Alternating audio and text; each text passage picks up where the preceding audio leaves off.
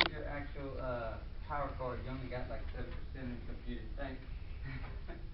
Alright, bye.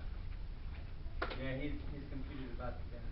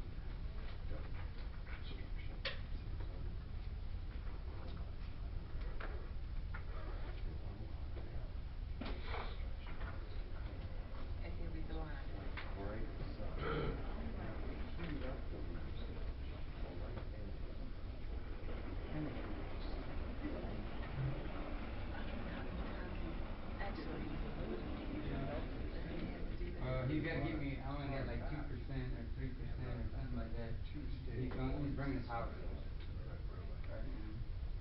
You got him there. You good.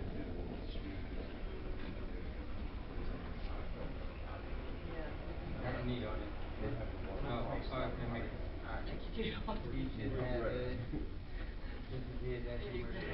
Where's his audio? I know you guys have did that a lot of times and got to hit it like. Yeah. Direction plug right. This is good. I don't like it. Where's your slave button? On your power. I have done that. I'm telling you, I have done that. You got a different version of mine. This way. You say it. And then hit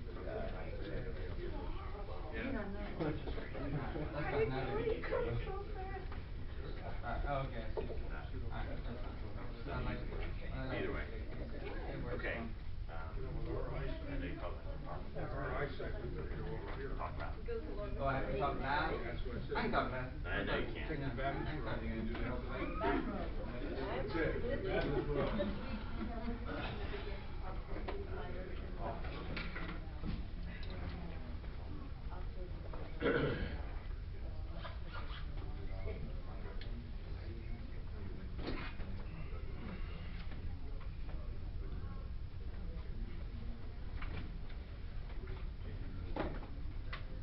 Right here I have a sign-in sheet for Breakout. I'm assuming that way they know who's all here. I'm going to pass it. I'll give it to you. You pass it that way, and then we get it all to everybody. How y'all doing? I'm Damon Sistrum. How y'all doing? It's good to meet y'all. I work over at Houston's First down in Houston, Texas. I work in the culinary services department there. I'm the chef. We do a lot of meals there, and we do a lot of things. Let me kind of the camera. There we go. Maybe they can see it. Hopefully. All right. So I kind of moved this way so I'm closer to where the camera can see it because they want to record this for later. They'll edit this part out. It'll work. It'll work. So today we're going to be talking about food safety. In other words, this is a very important part of what we all deal with. In other words, we all have to deal with this item here. In other words, the main thing is you can look at my slide here. This is the reason that we do this. Why do we do this? Why do we have food safety? If you can look at the picture, we're looking at a family. That family there is going to have children. It's going to have, someone's wife, which would be considered like if it was my wife. And then we want to give them good quality food. We want to have them have a great experience, and we want them to have family time. So if they're all getting good food and they're getting good, safe food, they can have that good quality time with their family. So the reason that we're trying to have safe food for everybody and to have this standard of sanitation and having everything proper and done right is so that we can serve families, the people that we're trying to do and serve.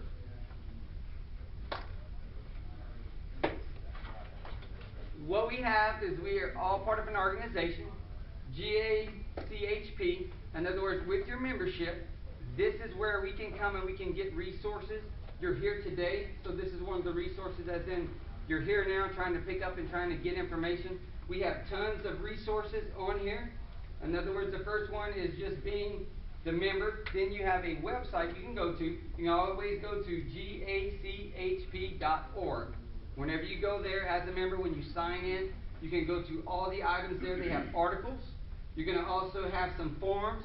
On those forums, it's people like me, other chefs in the organization. What it is we type up things. They put, information about items that we go through, things that we have, issues that we have, and how we solve them, who we may have contacted with the issues that we had. Like, this guy over here at this church, he had a really nice thing to say about how he handled it, and what we can do is we can post it on a forum.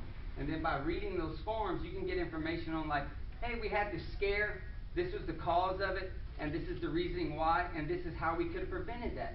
And what it is by just hearing people's stories and things like that, you can kind of find out how you can actually not have the issues that some may or may not have. In other words, and then there's always professionals, like I said, me, and then just, other professionals in it that you can actually talk to, and they go through the same things that you go through. We live in the same way. We're just trying to serve the families that we were talking about there. The first thing is, it is going to be our responsibility. It's our responsibility to handle food safety. In other words, if we don't take it on ourselves, who's going to pick it up?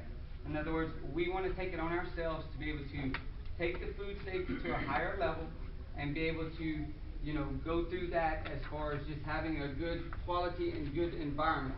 The thing is that we need to know the codes of what food safety is, the codes of, and what levels this and this and that. Everybody has a different thing. The first thing that you need to do is once you know them, you have to understand them. In other words, it could be talked to you. In other words, I can tell you, hey, this is the temperature that this needs to be, and this temperature needs to be that. But until you understand why it has to be at that temperature, then it's kind of a back and forth thing. So we want to be able to know the codes. Then you need to train the codes. You're going to be training these codes to your employees. So you take your employees, you learn it, you know it. You're going to go over there and you're going to train them, and you're going to show them the right way. And what it is you're going to expect those codes. So whenever you're on the job and you're doing it and you see something go wrong, you need to jump in there and do something then. In other words, you want to expect them to do what you've trained them to do. And that's where we go with that. And then what is all the hassle? Why do we have to do all this? In other words, why is food safety such a big deal? Why is it a problem in America? Why is it a problem in the world? The main thing it is there is going to be 76 million cases of natural foodborne illness. That's just around America. That's just in our area. That's dealing with people like us. In other words, there's that many cases. In other words, these cases are going to be 3 to, I don't know exactly that number is 100%, but I'm looking at it as in that much in just hospitality alone. That's just us. In other words, everybody else, they have some, and then we have a lot here and there. But then 5,000 cases result in death. So that means there's 5,000 deaths. And that's a lot. We don't want nobody to die from what we've prepared. We want to be able to know the codes, know the right thing, be able to do the right thing so we can prevent that. Another big item is just the loss in money. That's a lot of money. That's that's way more money than probably all of us all thrown together. That's a lot of companies that's losing money on just food. They're losing money on hospital bills. They're losing money on things like that, of trying to send that into and then get that taken care of. That's a lot of loss. We don't want to lose money. That's not to say the bottom line, but a lot of people on a scale in big businesses, they look at that money loss as a big business. So they take their people. In other words, most companies, all health food, we all have to go and we all have to get certified, especially for handling food. Everybody has codes. Your city's going to be wanting you. You have to go get your certification to be able to serve food. So this is a big deal as far as we all have to do the same thing on the codes, and we all have to have that hospitality. But why me? The first thing we're going to say is it's your church. In other words, it's going to be your organization, so it's your congregation, it's going to be your families. In other words, it's the families that you deal with, the families that you see every week, week on week on week. You know them by name. You know they come in, you know what they want, so you want to be able to serve those people and give them that. It's your responsibility, and we have to have this. And then again, we don't allow to have any of these churches, any of our churches to be added to the stats. I don't want my church on that list.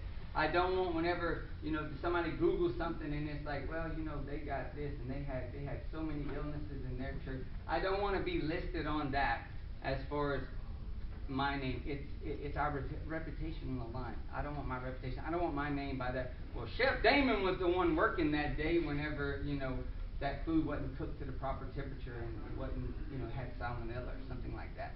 In other words, we'll go over some of those stats in just a minute.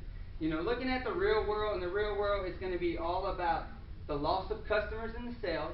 You're going to have a loss of just our reputation. There's a lot of lawsuits.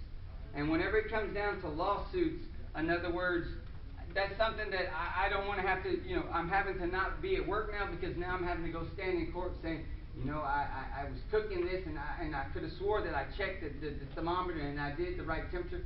You have to have backings on all that, and that's dealing with laws and lawsuits and stuff, and we don't want any of that. So in other words, then it's going to increase our premiums on our insurances because we all have to pay insurance. In case some of this happens, we have to send somebody in. That's going to make that way out through the roof. And we're going to have some employees that's going to be feeling really low. They're going to be like, man, I was the one on that shift that day, and they're going to have a conscience, and it's going to be really, really, really bad to them. Then we're going to have absent employees because they're getting sick because they may have taken of the food also. And then we don't want any of that happening. And then it's just going to be, number one, everybody's going to be embarrassed. I don't want to be embarrassed. I don't want my name on that list. So in other words, the main thing is we want to be training. Training is a thing. There's a lot of different sites. In other words, right here it's going to tell you that, there's an exam. They had an exam yesterday that you could have participated in. They had a class and then they had an exam. And in other words, whenever you do that, in other words, you understand, you learn, and then by doing the exam, the way the exam falls is that, hey, I passed the exam, that must mean I took in a lot of that knowledge. And a lot of people look at it like this, like, I studied for 2 hours or 3 hours, then we had a test and following it. What it is a lot of people, and some of us do and some of us don't, but I have mine from whenever I went to my class. This is my local.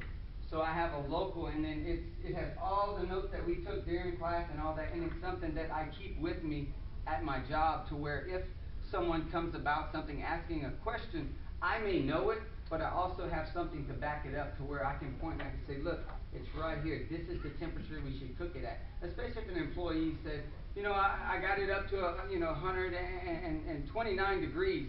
And you say it has to be at, 135, and I was like, well, it has to be, above that. It has to be above that. Let's go look over here and let me show you. This is why.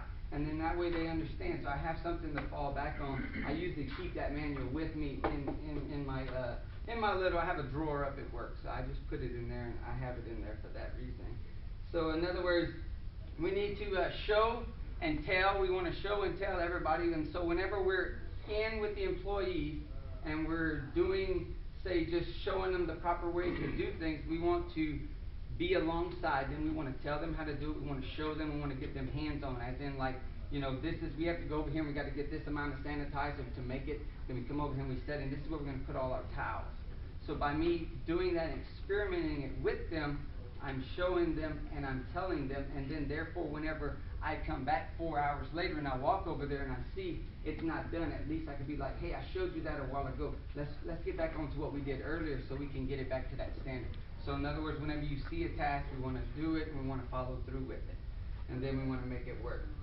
And then training, in other words, training gaps and opportunities, expect what you expect. So in other words, if I do something, I want them to do exactly what I said, and I'm going to, show them the right way. So if I show them the right way, then I should expect the right way. But if I'm over there doing something wrong, then that's, then they're going to always end up doing something wrong.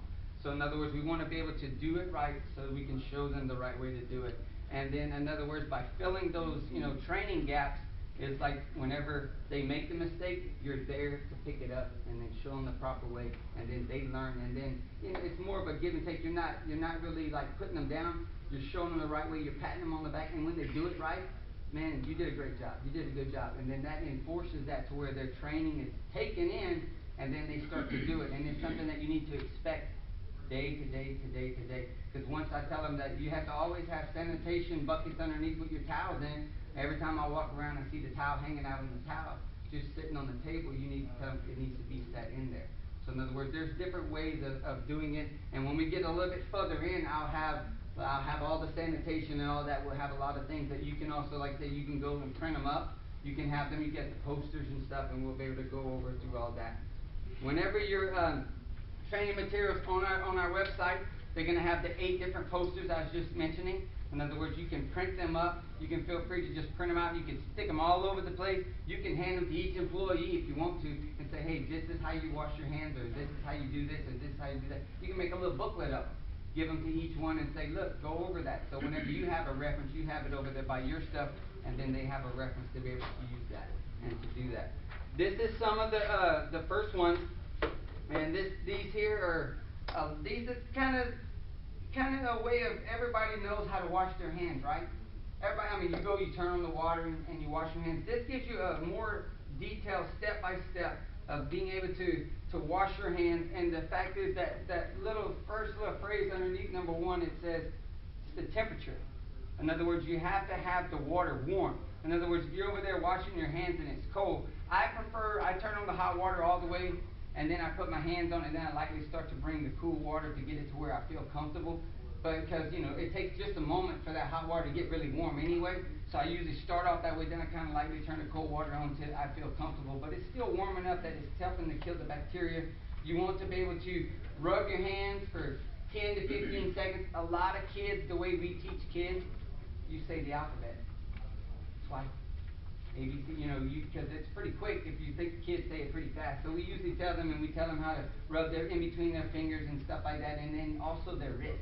We also have them do their wrist, and then by instead of using a dry towel, which would be like, your apron or something like that, you pick up and you use a disposable napkin. And that's all written in here. These are some of the ones that you can print out, and these are very, very good. And then we also have another one. Hang on. And then we also, they went the wrong way. There we go. And we also have another one here. This is going to be our temperatures. It's going to be the proper temperatures of high and low holding. In other words, the danger zones, and it's changed over the years. Back whenever I first started, it used to go up to 140. Now it goes from 41 to 135. So in other words, those are the new zones. I think it changed it about, maybe 4 or so years ago, something like that, somewhere in that ballpark. But back in the day, it was up to 140. But now the new standard is going to be to 135, and that's the danger zone is in between here and there. If it's above 135, in other words, it's going to hold. Once the food has already got to 165, you can hold it at say 136. In other words, if you're holding there, it'll keep the bacteria from growing. And if it's below the 41 degrees, so in other words, once you've cooled it off and you're just holding it in the cooler, then it should do that. Now, it's still going to happen, but that slows it so drastically because, you can only have things for so much longer in the cooler that is just, just cooked. And it's just going to be a little bit longer. So here's that one. It says, people who are at the greatest risk. Who thinks they know who the people at the greatest risk? Y'all think I'm at the greatest risk? No. Children is going to be children, correct? You're going to have young children. The next one's going to be elderly people. And then you're going to have sickly people. And then you're like, well, what's sickly people? Sickly people are people that are just usually running fevers and colds, and they usually get a little bit sicker than most. They usually calling in more than anybody else. Those are sickly people that usually that's just something about their immune system's just not strong. Pregnant women, in other words, anybody who's on medication, no, it's people on medications. I'm on medication, I'm a diabetic, but that really doesn't actually, mess with that. It's usually people that are on like a bunch of different things, a bunch of different medicines that sometimes just the conglomerate of them makes their immune system a little bit weaker. So in other words, those are the ones greater at risk. So that's the kind of the way that we look at people and we look at individuals. Whenever we were looking at that photo earlier, those children, they had 2 out of that whole family that was our highest at risk. So we look at it as in, that's 50% of that family right there. So looks like a lot of the people that we serve, where we serve children, we serve a preschool, which are little bitty kids, and then we have the others. So we have a lot of people that are at risk. So we have to make sure that the foods are cooked to the proper temperature, they're stored and being held at a proper temperature before they get it. Because if we just take it and we just hand it to them, and then they go sit it off onto the shelf for about, let's say 2 hours, it was going to be starting to grow bacteria. So in other words, what it is we want to be able to get that to them, get their food to them, let them start to eat it and enjoy it. We don't want them, just because they're children, they hold it and they run around with it. That may cause a problem to get sick. But I would still want to take the responsibility to say, hey, let's make sure they eat it here at the table. Let's get it all done, then let's clean up, and then let them go play. Don't let them grab it and take it with them so they can get sick on something later. And that's just ways of looking at it in different perspectives of the way that I serve where I'm at is the reason that we do it that way. These are some shots of some bacteria. In other words, that first spore, and then that second spore, the third, and then the fourth. On each one of those counts, it's always doubling. So if you have 2 spores, it's going to jump over to 4 spores. So what it is that only takes 20 minutes. So 20 minutes. So if I had, say, just some chicken just sitting out here for 20 minutes, and it had something on it, I can't really physically see it, but we're going to pretend it had something on it. And then I go run around over there and I go grab me a cup of coffee, and I come on back up here, and it's been like 23 minutes, and I walk over here, whatever was on it has just now doubled. And then if I'm in here and I say, well, we're going to cook this chicken, we're going to do that, and then we're talking about it, and I'm going to start prepping it, and it took me 20 minutes to slice it, now that is double. Just sitting on the cabinet, just being where I'm prepping it. So in other words, it can be doing that. So every 20 minutes, it doubles. So if you think about it, that little 2-hour window that they give us, you have to either have it going up to temp, or you either have to have it going down to temp. And that's the reasons why they have that. Food most likely to become unsafe. What y'all think the highest quantity of food would be? Anybody got a guess? Chicken? Well, we'll just put that in a category as the word protein. Anything that is a protein is going to be number 1 on the thing. Anything that's a protein is going to be anything high in protein. So that's your chickens, that's your meats, that's your poultry, anything like that. It's going to be high in protein. That's going to be number 1 on the list. All it takes is having that meat with a little bit of moisture, and then you're going to have any acid. Any type of acid is going to end up making the growth. So like examples that they have is going to be tofu, milk products, rice, and beans. So in other words, if you just have some, beans that you have soaking over there in water, and they're just sitting, in other words, more than likely you'd want to soak them overnight. If you're going to soak beans, soak them overnight in the cooler instead of just letting them sit. The reason you want to soak them overnight in the cooler is because sitting at room temperature, they can start to grow bacteria. That's at raw. So in other words, that can be happening just like that.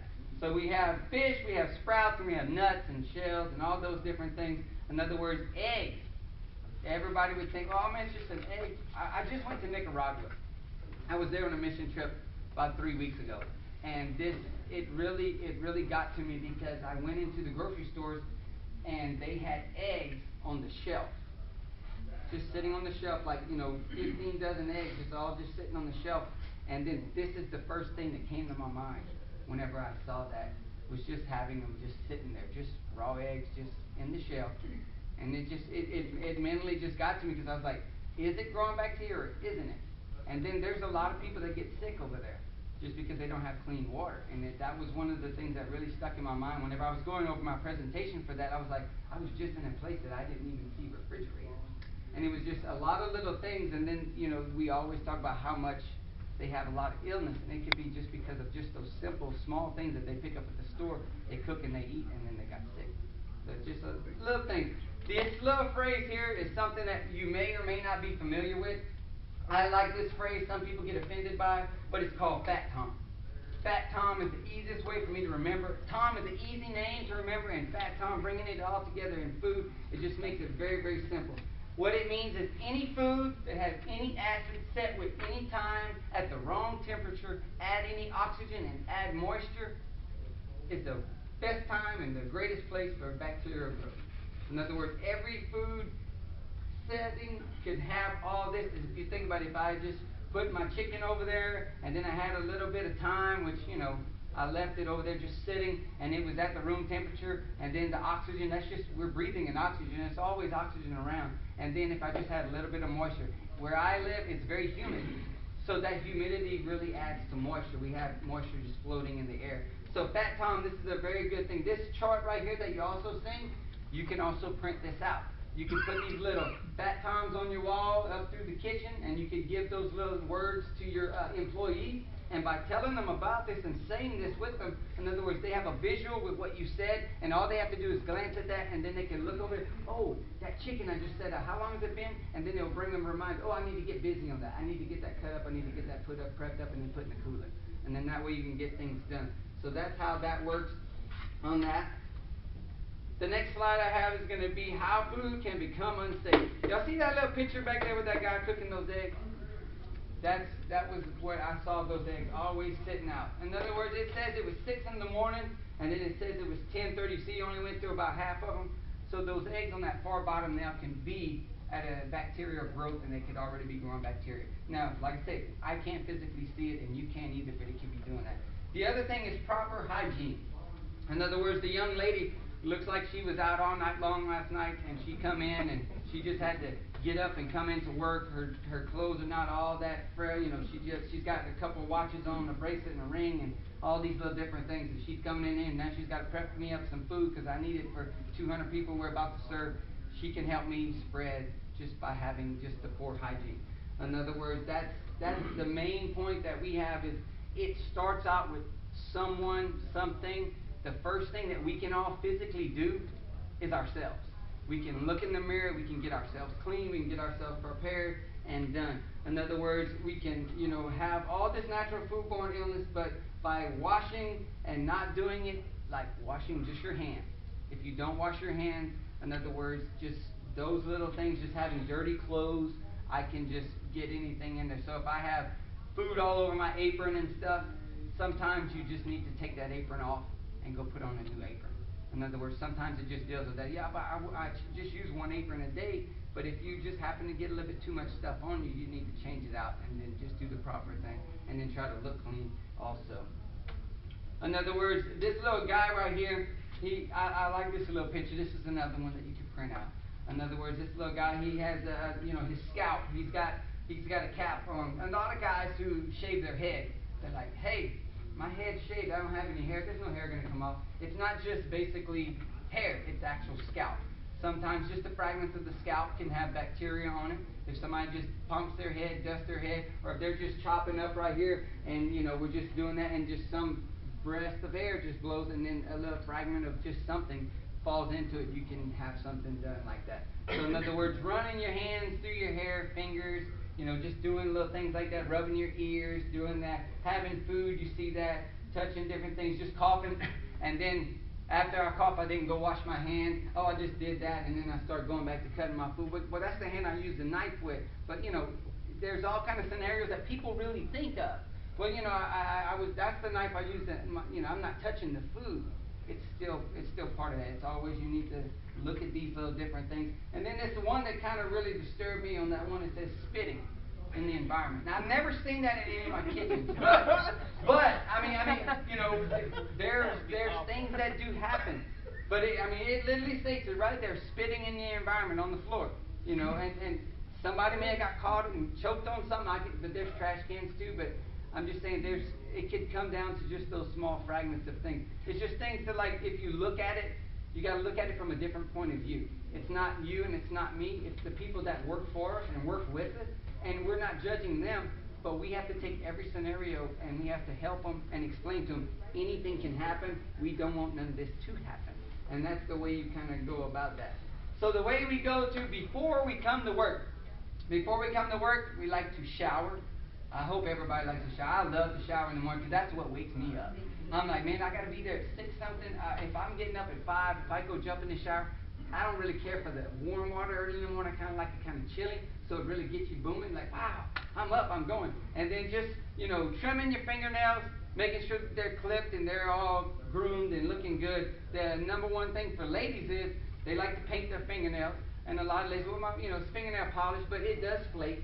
And it does, when you're working with acids and you're working with other things, it flakes and you will get fragments in it. Those plastic ones, I've actually had and heard stories. I haven't seen any, but I've heard stories of ladies, making potato salad and cutting things up, and then when they get finished, they're missing a nail. Now, their nails weren't the painted ones. Their nails were the ones that they call them French manicure. So you just have them little tips. That tip was missing though. Where is it? Now, like I said, I don't know this person. I heard this story, but then you think about it as in, yes, that can possibly happen because of the way it looks. It doesn't look like her nails are done. It's just we want to make sure that's done. Then jewelry, in other words, watches, rings, stuff like that. In other words, you don't want that in to get and hold things underneath. It does state that you can have one band, and that's so you can prove to everybody I'm married. That's what my wife gave me that, but not the ones with the big rocks on it. Because the ones with the big rocks on it, if you got to have two wedding bands to make it proper, then hey honey, I'm going to wear this little thin band. It's just smooth. I'm going to wear that to work, but whenever we go out, I'm going to wear that one. You really got me for wet. You know, you can do it either way, but it's just, that's the proper way of doing it. And always wearing clean clothes. And everybody likes to look good when they go to work. I don't know anybody who wants to come in there and they're just ragged chef thing. I at work where I work, I actually wear some really nice, funny looking pants. All my chef pants have designs on them. I do not own a white jacket. Every jacket I have has color. I'm very bright. Today, well, I'm just wearing red, but I'm very bright at work, and that's part of my personality. I'm just that way. And I've actually gotten a lot of my crew where I now work to actually, we all bought the same pants, but we really went far and beyond. I have pants that are actually flowers, pink flowers, and we got all the guys to buy them too, and the girls. So we have a photo of a bunch of these guys, but it's more about just a fun environment and doing that. So in other words, I like to be clean, and you want to wear something clean. So I want to wear that every day, something clean. So we want to encourage all of our employees, hey, I know you only have 2 shirts, because that's all we can afford to give you is 2 shirts, but wear that one, make sure the other one's in the wash. And then, I mean, if you got to wash it by hand and hang dry it, if you do that today, it'll be dry by tomorrow morning. We want them to all wear a proper uniform that's clean. And if we can provide them more uniforms, then that's even better, but sometimes that's kind of hard. That's really, really hard to do. So, back to washing hands. We were looking at this chart. This is the one that you can get printed out. The other one that we had was in multi. You can also get them printed in multi-language. So in other words, if you have Spanish-speaking people there, you got it written, and you got it written in English, so you can help them out to be able to have that. In other words, I went over this a few moments ago. This here is the proper way of washing your hands. Everybody, I encourage you to actually have these by your hand washing sink. So when you're sitting there, another thing that I don't see on this that I like and we have at our hand sinks is a bristle brush. It's a brush in between the nails. Because for some reason, every time I'm messing with something, and it just makes me just feel better that it's gone. I got it off my hands. In other words, that's a very good item to add to that. In other words, they have the best ways of washing your hands. It says you should wash your hands, after and before. I say before every task, and I even wash them after I do my task. Because to me, I've been stirring this up, and then I go wash my hands. And it says after you go to the restroom. So every time, a lot of guys, and this is another thing is where I go, my restroom is on a different area from where I am. It's a journey for me to walk. So whenever I go and I go to the restroom, I go and I wash my hands in the restroom. Because usually, everybody sees me doing it because there's usually more than one person there. And you want people to see you do that. So when you're in the bathroom, you want people seeing you wash your hands. So they say, he's the one that always serves my food. I saw him washing his hands. That puts a good positive note on them. Just straight up. If somebody walks in and you just look like you just left from washing your hands, forget it. I'll go back and wash my hands again. You know why? Because I want them to see me do that, so they have that imprint on their head that he's taking care of me. Whenever he comes and eats my Wednesday night meal, bam, he knows that, hey, that chef took care of my stuff. So in other words, before every task, and before, and it says right here, after handling raw meat. In other words, so before you go over there to grab that chicken, you want to get all that stuff off your hands that you may have been playing with the bread, and you may have been playing with something else. You go do that, you get that. And it says after I touch my face. So if we're having a conversation, hey man, everything's been going good, and then I just actually just touch my face a couple times. A lot of times some people have a nervous tick, so they do things like that. And in other words, if you have that, you need to kind of catch, or if you see someone on your facility that they tend to touch themselves a little bit on their face or anything like that, say, look, I see that you have that. You can pull them aside to do it. You say, look, try to wash your hands as much as you can. You're not going to get it 100% all the time, but if you give them a little bit of encouragement, just try to go wash your hands as much as you can. That'll help that out. A lot of people sneeze. A lot of people cough. Every time you sneeze and cough, a lot of people try to with a lot of standards is grabbing a tissue. But usually we're in the kitchen. I don't know of any tissues unless you're going to run over to the hand sink and get a real dry paper towel. That's kind of hard to sneeze into. But I'm just saying those are some of the things there. For anybody that smokes, eats, chews gum, drinks, all those type things, you got to wash that. In other words, there's chemicals. In other words, we use sanitation. You use if anybody uses de-limer, things like that. You want to wash your hands after that. I wouldn't want a little de-limer on your hands and then go touch something else that can get that stays that way. And then after you're taking out the garbage, a lot of people, a lot of facilities use gloves.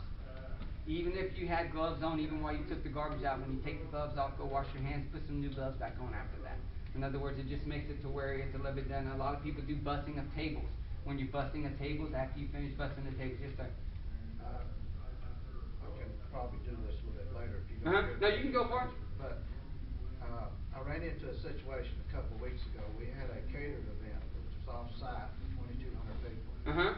Okay, and we had to go by the health department regulations on this catering job. We had to set up sinks. We had to 3 compartments. Yep. And all the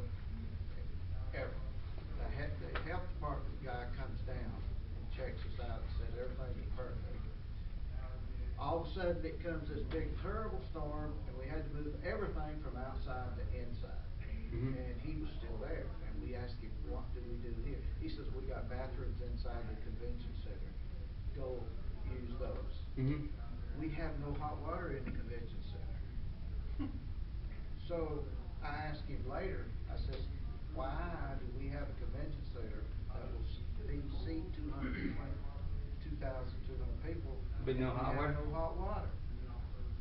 What are you sure? And they have never had hot water in these convention centers. They've always had parties It's there? always cold water. And you can go at any football, basketball, any arena in the state of Tennessee and you'll never find hot water. They don't want to pay the bill. Oh boy, did I not get him good. Because he didn't have an answer. Yeah. So. But they have food permits in most convention centers. They should have a food permit, which means they would have to have hot water. Right. Yeah, they had to have hot water. They did. I'm just saying, like, because we used to do.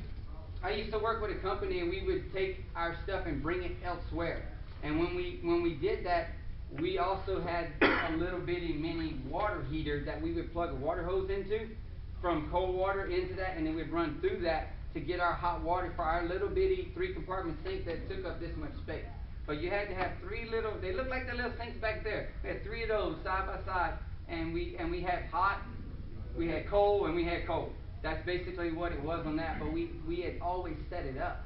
I don't understand why he would let that roll like that. In other words, I mean that is beyond my understanding on why he would have did that, because you need to have hot water.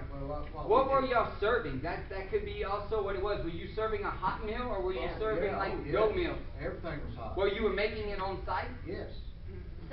What were you preparing? Well, we had with a shrimp roll. Okay. But the rest of it was off-site. We had it transported. And they transported it in? Yes.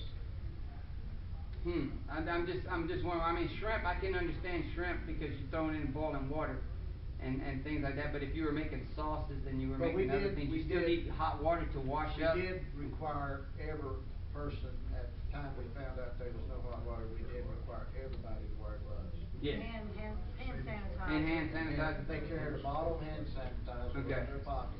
So I'm just saying, but he agreed with that, and that's what y'all went with. We did. Every person that worked had a. But I bet you no one got sick, right? No. Then that's good. I mean, y'all were blessed. So in other words, that's a good thing.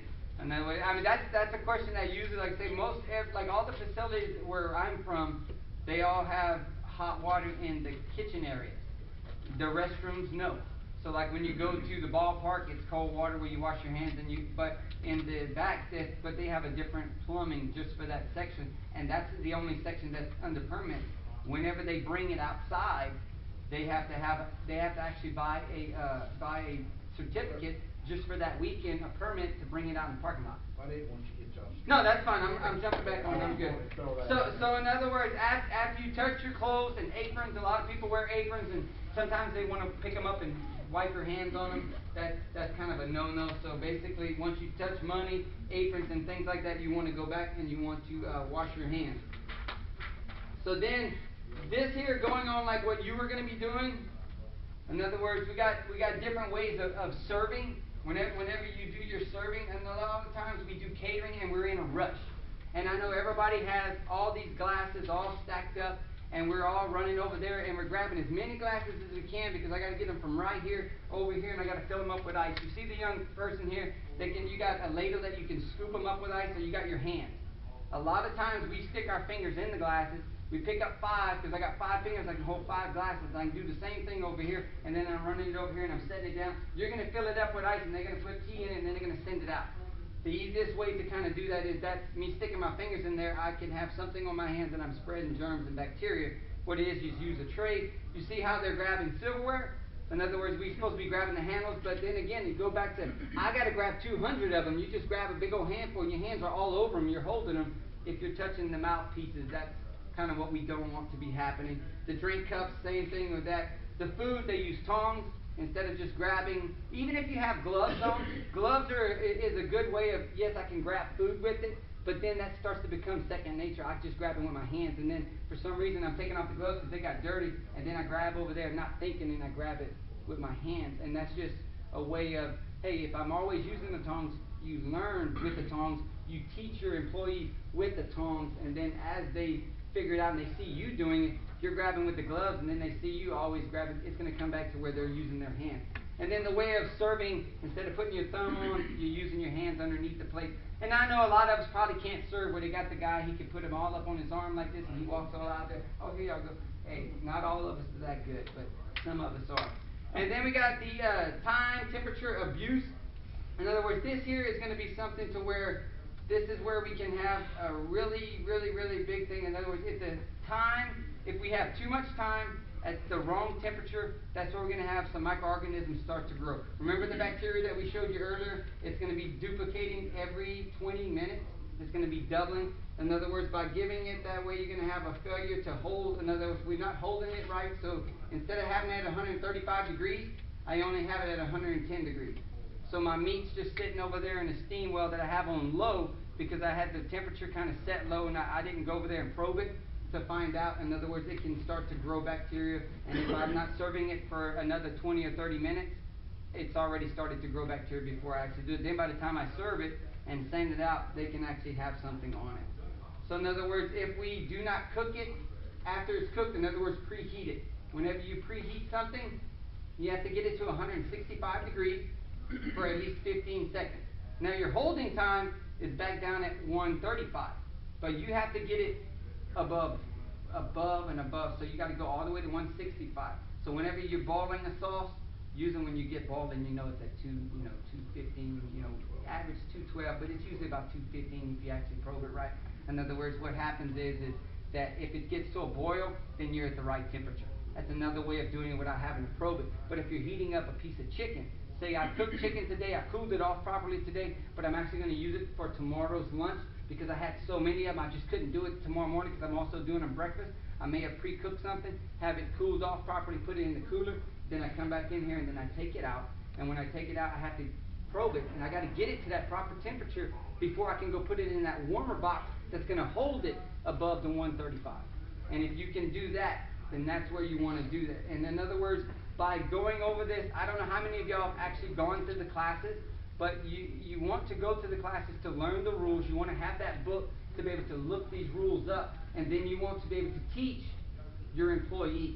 If you can send your employees to class to get taught by somebody else besides you, then they learn something, and then you just help reinforce it. And then you say, hey, I went to class. So what we used to do is we used to take everybody and we'd all go, because we would have the classes we're usually on the weekends, and because you can go on a Saturday and just knock it all out.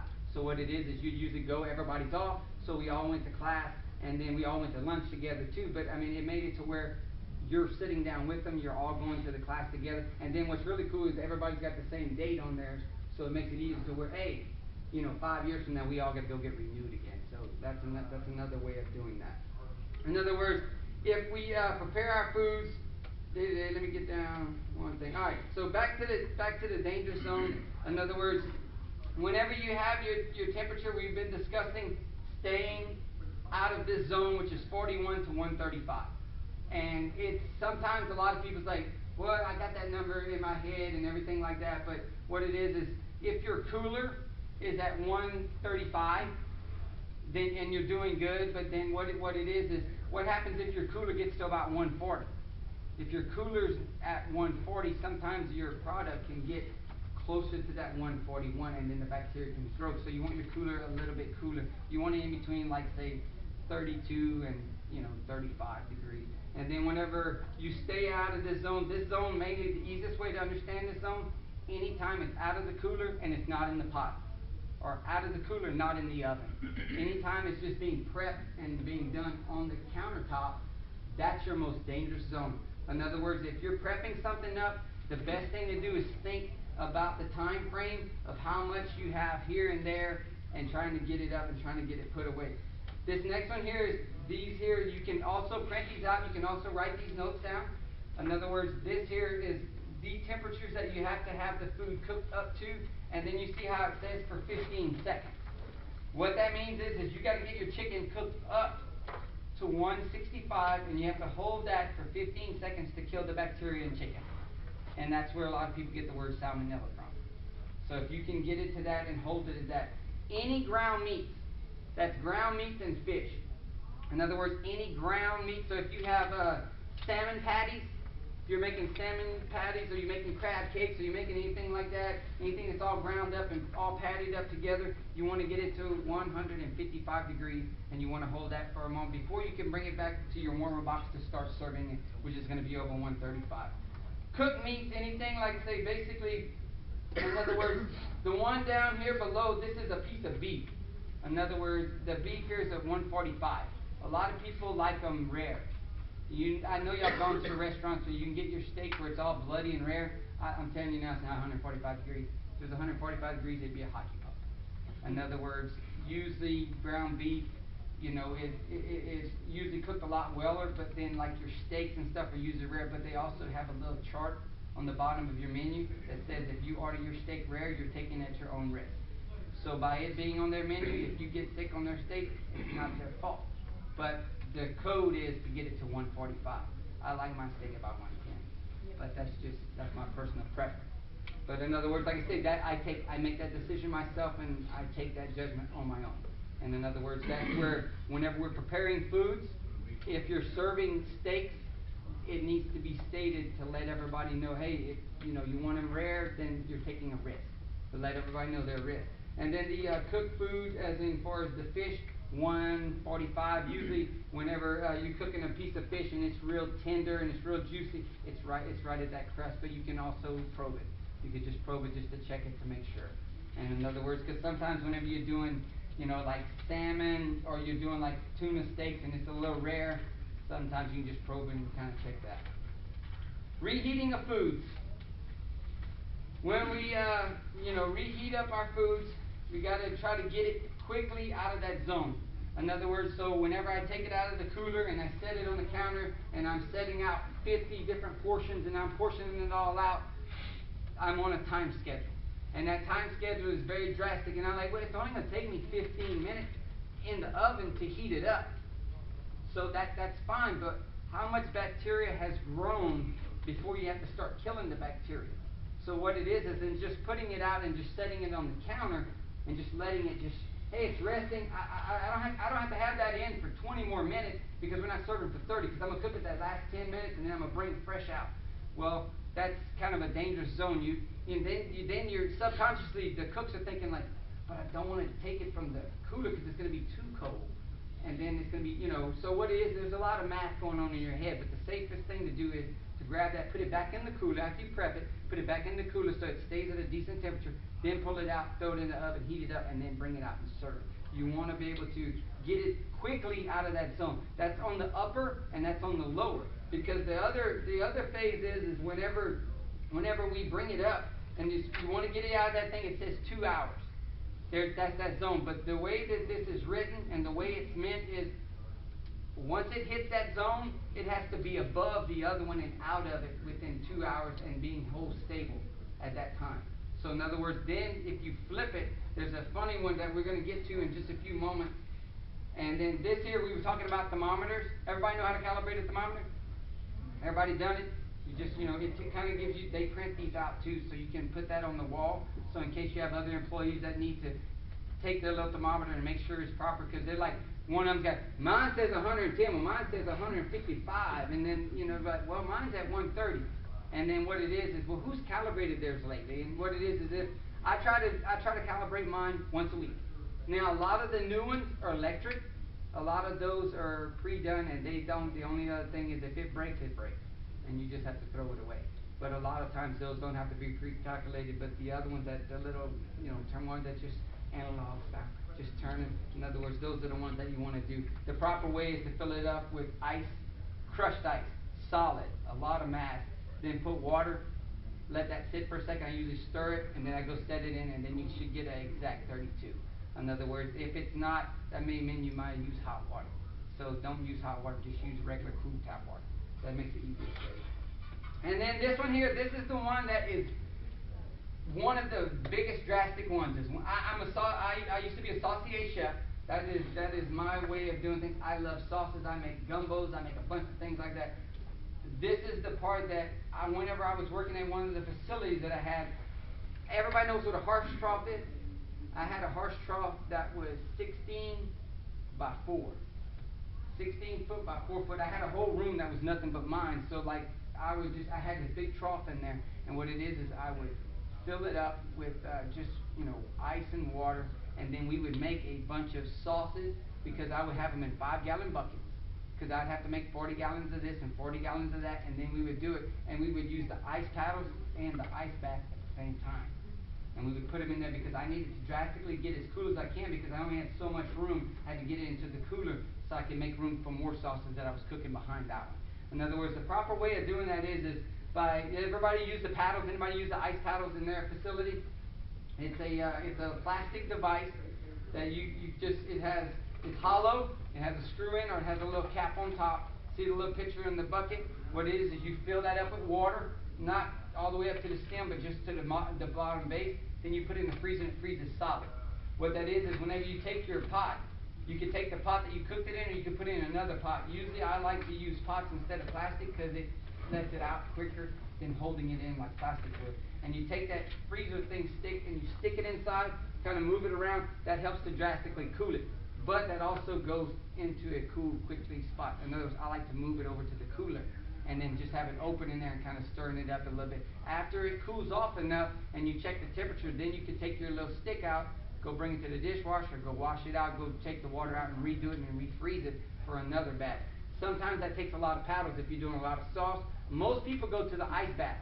A lot of people have ice baths. That's the easiest way, filling up a sink with water and ice and then just setting the containers in there. This one here, they have a small pot with a bigger pot, same difference. In other words, easiest to use a shallow and wide and then shallow. In other words, by doing shallow, it has more opening space for everything to evaporate and to get out.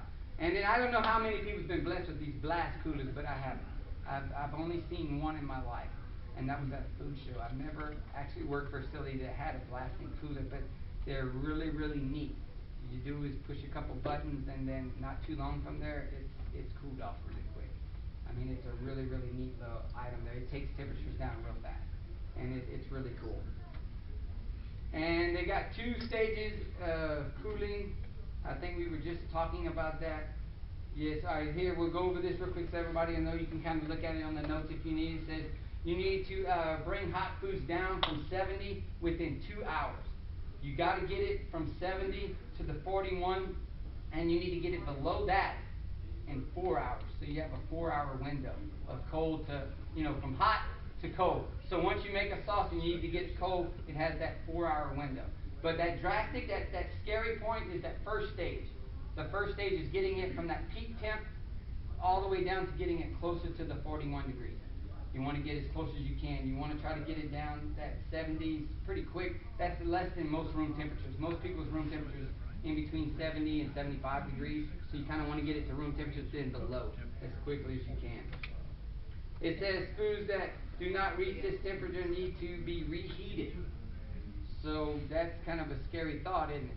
So it's been sitting out, and you probe it and you test it, and you're like, wow, I got to start this process all over. Why? Because now I'm over here, I'm heating it all the way back up to kill the bacteria again that I didn't get rid of. You kill that bacteria, then I got to go back and do that. So sometimes you got to do twice the work. So it's usually easier just to, like a lot of times it's just putting it on the ice bath as quickly as you can. As soon as it's done, hey, let's get it on ice bath, and then you keep checking it. Check it about every 30 minutes is a good key that I use. Is just 30 minutes, every 30 minutes you check your sauces. You stir them. You stir them. Stirring them kind of lets the heat out. It's like, oh, it looks cold. It's got that little film on top. Well, you move it, it just kind of steams up a little bit, and that's where it is. It's just paying attention to it and peppering it. In other words, making sure it's done right. Okay, it says methods of cooling your foods. It says you got your blast coolers. We talked about that. You got your ice baths. You got your ice paddles. In other words, and then the larger containers, wider. We just talked about that. And in other words, putting in a shallow pan, that way it has more air. We just discussed that. And then the other thing is the FDA codes. In other words, every town, this changes. Like in Houston, they have a little bit different things than what, say, Orlando or somebody else would have. You have to actually know what it is. You can go on the website, and they will have the guidelines and stuff like that, so you will know and you can find out what these codes are. In other words, I don't want to state a bunch of stuff that may be really strictly just my area, and then what it is by you knowing your facility, you knowing your area. In other words, you can find these out, you can post them. You can actually even on a lot of the websites, you can actually get posters that deal with your city and state. So in other words, you can also get things like that. We had just went over all these cooling. This is the other thing here is how does food become unsafe? In other words, we've been talking about how to keep it, once it's at this temperature to try to bring it down to this temperature. Right now we need to find out just by having it stored and little things like that on how it can become unsafe. As you see in the little picture, the word cross-contamination. Cross-contamination is a very big thing, and it's usually people's in a hurry, people's in a rush, people's not thinking. What it is I hand 4 or 5 things. Hey man, go put this in the cooler. Go put this in the cooler. And I hand this to somebody. Go put it all in the cooler. Everybody runs to the cooler and they find the only spot that's hollow. There it is. It's in the cooler. But then I walk in there and I forgot to tell him it was raw chicken. He probably need to go on the bottom. I didn't state that. But then I walk in there and he's trying to put it on top of some nice pie. And then all that just got. And if you think about it, you may not see it. You may not see that a little bit of that liquid or that water dripped on it because they may have dried before you actually looked at it. But that right there is what could and should or may happen to you. In other words, so we don't want to put chicken on top of that. Usually chicken's on the bottom. I also have another picture that we'll get to in a moment. And then you can also print it up to where you can actually have it in your facility and you can show people. And it has a little chart of where you have different levels of food, and so you can kind of see. And what we do is in ours, when you open up the little cooler doors, when you open it up, it has all the little racks. They have a little sticker, and it has all the little realms. So when you look at it, it says chicken raw on the bottom, and it has all these little different levels of different cooked poultry, uncooked poultry, and then just all the different levels of meats and stuff on that. And then proper sanitation of utensils and all your cleaning. In other words, this is a very big thing about the microorganisms. Whenever you transfer one microorganism to another station, it can happen by me coming to a table, and we have big tables where we work. I come to a table, I'm going to cut up my chicken, but they're over there and they're cutting up fruit.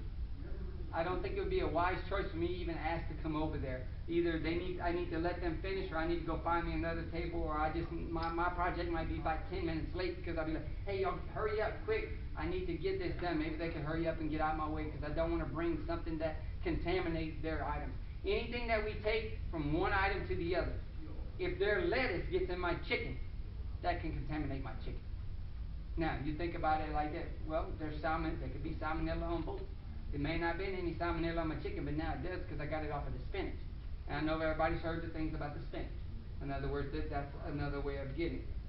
So in other words, what we can do on the thing is we can take all our cross-contaminated items and we cannot put anything on top of anything else. So basically, like I said, the chicken going in whenever they're doing this, we need to make spaces and areas designated for certain products. In other words, like you can make charts that you can be like, all raw products are on this rack over here, all cooked products are on this rack over here, all our leftovers are put over here on this rack, so whenever you walk in tomorrow morning, you can figure out what you're going to do with it. And then that way, if you have a designated area for everything, that'll help out with cross-contamination. In other words, by having an area for everything to be placed, you can slow that down because everybody knows when I walk in the cooler, on the left is the bread, or on the right is the meat, or on this is the fruit. You know where everything is. Everything has a space, and then that would keep me from having to run in there, grabbing the chicken, and putting it on top of my pie. So in other words, you can do it that way. In other words, adding raw product. In other words, you can, to your potato salad, you can do that. It says, having any food, utensils, things like that. If I'm using a knife and I'm cutting up raw chicken, and I leave my knife sitting there, and I go clean up everything else, but then somebody's over here, they're cutting up something else, but then their eye catches that knife. Hey, I need that knife, and they just grab it. They didn't have paying attention, and they start chopping up lettuce with it.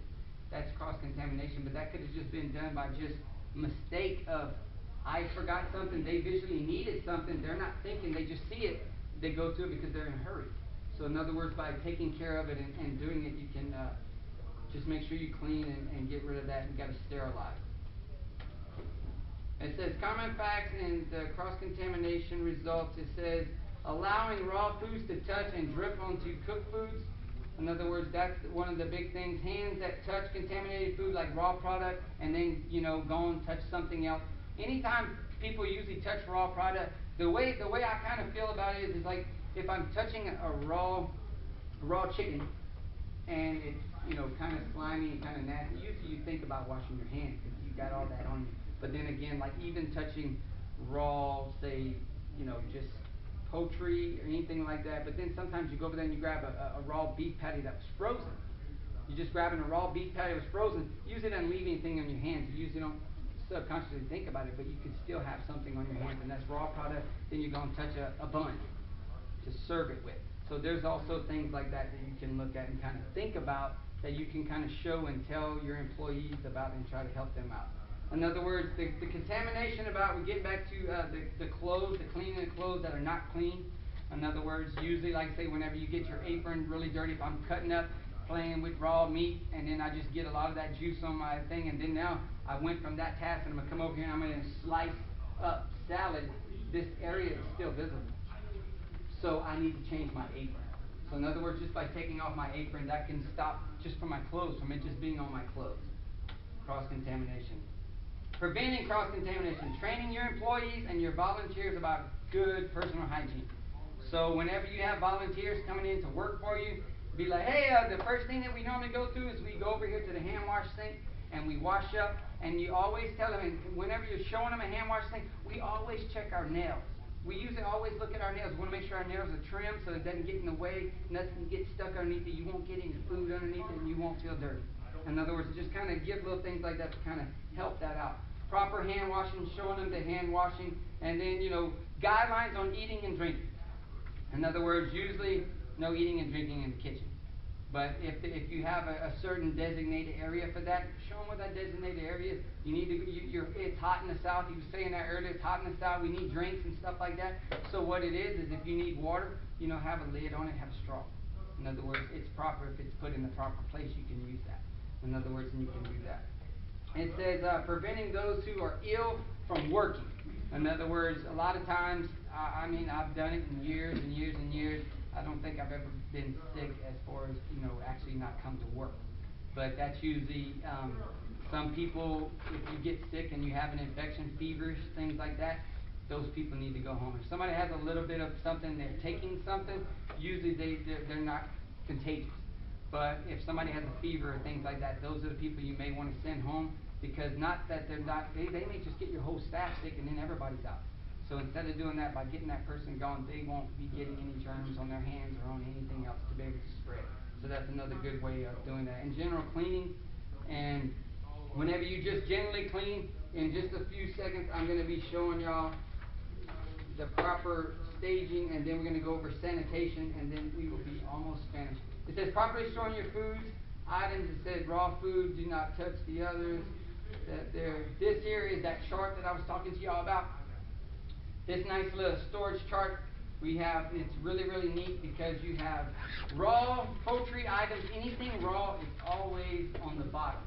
Now there is a really, really good thing. You see how it says raw ground meat right there? Ground meat's above chicken. Chicken and poultry items are always on the bottom.